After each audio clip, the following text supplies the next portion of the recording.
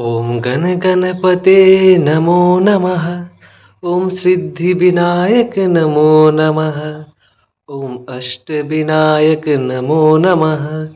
गणपति बाप्पा मोरया, मंगल मूर्ति मोरया। নমস্কার, শুভ সকাল। আপনাদের সকলকে গণেশ চতুর্থীর আন্তরিক শুভেচ্ছা। গণ এবং ঈশ এই দুটি শব্দের সমন্বয়ে নাম হচ্ছে গণেশ, যার অর্থ গণদেবতা বা গণসমষ্টির দেবতা। এছাড়াও সিদ্ধিদাতা, বিনায়ক, লম্বোদর রূপে আমরা গণেশকে জেনে থাকি। কথিত আছে কোনো কর্ম করার আগে গণেশ পুজো করা বা শ্রী গণেশের নাম মাত্র স্মরণ করাই সেই কর্মটিকে শুভ এবং সফল প্রদান করে।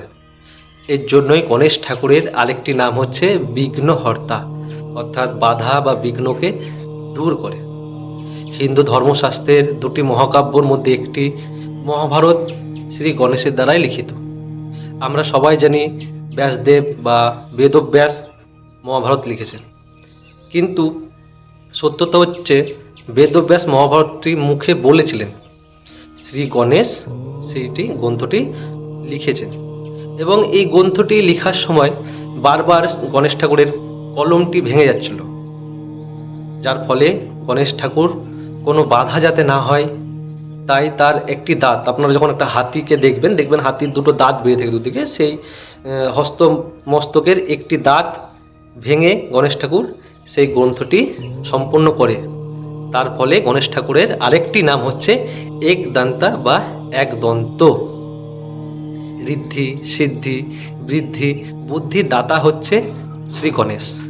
তাই ব্যবসার ক্ষেত্রে শ্রী গণেশ ব্যবসার প্রতিষ্ঠানে সর্বজয় বিরাজমান।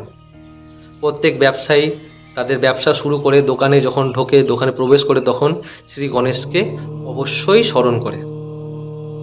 লাড্ডু, মন্ডা, মোদক ইত্যাদি মিষ্টান্ন জাতীয় ভোজন হচ্ছে গণেশ ঠাকুরের প্রিয়। তাই আপনারা লাড্ডু, মোদক এইসব মিষ্টান্ন দিয়ে গণেশ ঠাকুরের পুজো করবেন। গণেশ ঠাকুর আপনাদের সকলকে ভালো রাখুক, আপনাদের সকলের বৃদ্ধি, বুদ্ধি এবং সিদ্ধি প্রদান করুক। ভিডিওটি ভালো লাগলে অবশ্যই শেয়ার করবেন, আর কমেন্টে অবশ্যই শ্রী গণেশ একবার লিখবেন। জয় গণেশ।